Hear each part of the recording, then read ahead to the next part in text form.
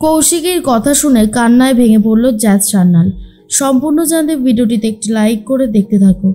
গল্পের শুরুতেই দেখা যায় জগদ্ধাত্রী দেবুদাকে উচিত শিক্ষা দিতে থাকে, আর তখনই চিরঞ্জিত এসে বলে জ্যাজ দিব্যা সেন এসেছে কথা বলতে। তখনই জ্যাজ বলে আসুক, বসে থাকুক, এখন আগে এই দেবুদাকে ভালো মতন ইন্টারোগেট করি, তারপর তো দিব্যা সেনের পালা। এর মধ্যেই তখনই কৌশিকীকে মনে মনে বলতে থাকে বৈদেহী মুখার্জি, কৌশিকী আর কখনো শুধরবে না, ও সবসময় জ্যাজকেই সাপোর্ট করবে। তার মধ্যেই জগদ্ধাত্রী কথা বলতে থাকে সাধুদার সাথে। সাধুদা বলে দেখো জ্যাজ, এইভাবে মারধর করো না, আমি বলছিলাম কি তুমি যেরকমভাবে আগে করতে, আগে ইন্টারোগেট করতে, ঠিক সেভাবেই করো। আসলে জ্যাজ প্রচণ্ড রেগে গেছে।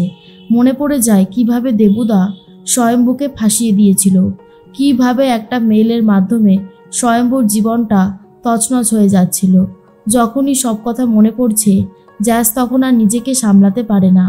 একটা কথাই ভাবতে থাকে, যেরকমটা করেছে দেবুদা, উৎসব, দিব্যা সেন, কাকলি দেবী, সবাইকে এখানে নিয়ে এসে ঠিক সেই অবস্থাই করব।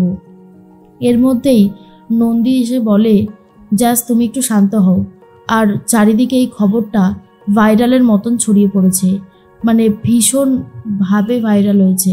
আর একটা কথা, তুমি যে এই যে বন্দুকটা ধরেছ তোমার বাড়ির জামাইয়ের দিকে, ব্যাপারটা আরও বেশি করে ফোকাস হয়ে গেছে, তুমি রীতিমতো মানে হিরোইন হয়ে উঠেছ। তখনই জগদ্ধাত্রী বলে না না, আমি একজন অফিসার, আর আমি সেটাই থাকতে চাই, আর একজন বাড়ির বউ, আর একজনের দিদি, এই পরিচয় আমি বাঁচতে চাই, আমি নায়িকা হতে চাই না। সাধুদা বলে সেটা তো বুঝলাম, কিন্তু তুমি এইরকম রিয়াক্ট করো না, এরপর তোমার শরীর খারাপ হয়ে পড়বে। এর মধ্যেই জগদ্ধাত্রী মনে পড়ে যায় স্বয়ম্ভু কান্নাকাটি করতে করতে বলেছিল জগদ্ধাত্রী আমি নির্দোষ, আমাকে বিনা দোষে এভাবে শাস্তি পেতে দিও না তুমি। তাই আজকে জগদ্ধাত্রী অনেক খুশি, কারণ স্বয়ম্ভুর জন্য প্রমাণ জোগাড় করতে পেরেছে, আর কোর্টে গিয়ে এই প্রমাণগুলো দেখালে জগদ্ধাত্রী স্বয়ম্ভুকে নির্দোষ প্রমাণিত করতে পারবে। তাই জন্যই আরও বেশি করে খুশি ছিল জ্যাজ সান্যাল। এর মধ্যেই জগদ্ধাত্রী ফোন করেছে কৌশিকীকে আর বলে বর্দি আমি আজকে খুবই খুশি, শুধুমাত্র আপনার জন্য। আজকে আপনি আমার সাথে ছিলেন বলেই আমি সবটা সামলাতে পারলাম। কৌশিকী তখন বলে কি হয়েছে জগদ্ধাত্রী, তুমি কাঁদছো কেন? জগদ্ধাত্রী বলে কান্না পাচ্ছে বর্দি, কান্না পাচ্ছে। আসলে আমি তো একা একা কিছুই করে উঠতে পারছিলাম না। যখন কোনো কিছুই আমার মাথার মধ্যে ঢুকছিল না, তখন আপনি সব কিছুতে আমাকে হেল্প করেছেন। সেই কথাগুলো আমি ভুলে যাব কি করে বলুন? এত সহজে কি আর ভুলে যাওয়া যায়?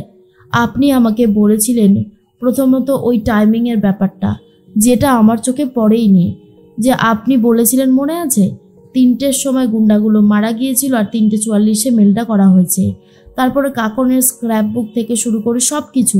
আপনি যদি এই কেসটায় আমাকে সাহায্য না করতেন তাহলে আমি হয়তো কিছুই করে উঠতে পারতাম না। কৌশিকী বলে আমি জানি সেই মুহূর্তে তোমার মাথা কাজ করছিল না, ওই জ্যাজকে আমি চিনতামই না, কিন্তু এই জ্যাজকে আমি চিনতে পারছি।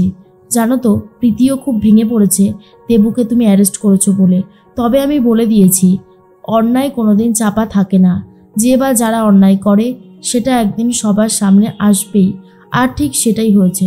জগদ্ধাত্রী বলে হ্যাঁ বর্দি, দেবুদা তার কাজের জন্য উচিত শাস্তি পেয়েছে, আর দেবুদাকে আরও ট্রিটমেন্ট করা হবে যদি সত্যিটা না বলে। তবে একে একে এবারে সবার পালা, দেবুদাকে দিয়ে শুরুটা হয়েছে। এর মধ্যেই কৌশিকী বলে জগদ্ধাত্রী আমি জানি তোমাকে একটা কথা বলবো, যেই কথাটা হয়তো বলাটা উচিত নয়, কথাটা আমি বলতে চাইতামও না, কিন্তু এমন একটা পরিস্থিতিতে আমি পড়েছি যেখান থেকে না বললেই আর নয়। জগদ্ধাত্রী তখন বলে হ্যাঁ হ্যাঁ বলুন না, কি বলবেন বলুন, আমি শুনতে চাই।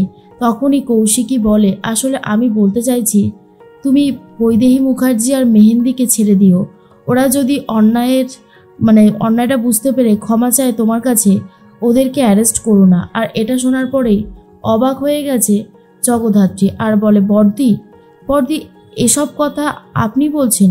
কৌশিকী তখন বলে আমি জানি আমার এই কথাগুলো বলাটা একদমই উচিত হচ্ছে না, কিন্তু বিশ্বাস করো জগদ্ধাত্রী, আমি খুব অসহায় হয়ে এই কথাগুলো বলছি। তখনই জগদ্ধাত্রীর মনে পড়ে বৈদেহী মুখার্জি ঠিক কিভাবে জগদ্ধাত্রীকে অপমান করেছিল।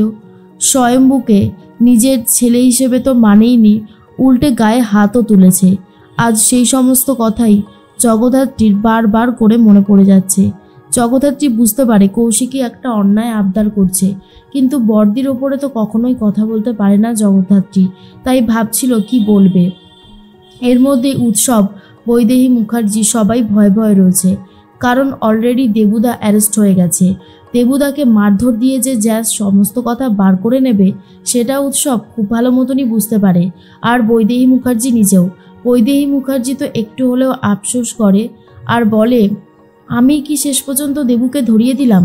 আমি যদি কাকনের স্ক্র্যাপ বুকে ওইটা না লিখে রাখতাম তাহলে হয়তো আজকে দেবু অ্যারেস্ট হতো না। সব কিছু হয়েছে আমার জন্য। প্রীতি তার মেয়েকে নিয়ে ভীষণই কান্নাকাটি করতে থাকে, কিন্তু আর উপায়টাই বা কি, যা হবার তা তো হয়েই গেছে। এর মধ্যে জগদ্ধাত্রী কৌশিকীকে বলে, বর্দি, আপনার কথা আমি কখনোই ফেলতে পারিনি, আজও হয়তো ফেলতে পারবো না, কিন্তু ওদের জন্যই স্বয়ম্ভুকে অনেক দিন কষ্ট পেতে হয়েছে। মান সম্মান সব চলে গেছে। আমি একজন বাবাকে প্রতিশ্রুতি দিয়েছিলাম তার ছেলেকে আমি ফিরিয়ে দেব। স্বয়ং রাজনাথ মুখার্জি আমার কাছে এসে হাত জোর করে বলেছিল তার ছেলেকে যেন আমি নির্দোষ প্রমাণিত করে বাড়িতে ফিরিয়ে নিয়ে আসি। তারপরে আপনিও বলেছিলেন আপনার কথাটা আমি ফেলতে পারবো না ঠিকই, তবে বৈদেহী মুখার্জি কোনোদিনও শোধরাবার নয়। সে যতবারই সুযোগ পাবে ততবারই স্বয়ম্ভুকে অপদস্থ করার চেষ্টা করবে, অপমান করার চেষ্টা করবে। কৌশিকী বলে, আমি সবটা জানি জগদ্ধাত্রী, কিন্তু ভুলে যেও না তুমি এই বাড়ির বউ। তোমার আরও একটা পরিচয় আছে, তুমি শুধু অফিসার জ্যাজ সান্যাল নও। তখনই জ্যাজ বলে, সেটা আমি খুব ভালো মতনই জানি, আর জানি বলেই হয়তো আপনার এই আবদারটাকে আমি ফেলতে পারছি না। যদি অফিসার জ্যাজ সান্যাল হয়ে কথা বলতাম তাহলে অনেক আগেই আপনার বলা এই কথাটা আমি মানতাম না। আর কৌশিকী তখন বলে, আমি জানি জগদ্ধাত্রী, খুব ভালো মতন জানি, আমি তোমাকে চিনি। একটা কথা বলতে পারি, আমি সবসময় তোমার সাথে আছি। এই কোম্পানি, এই সব কিছু আমি তোমার হাতে দিয়ে যেতে চাই, কারণ আমি জানি এই কোম্পানি যদি কেউ সামলাতে পারে তাহলে শুধু একজনাই পারবে, তার নাম হলো জ্যাজ সান্যাল।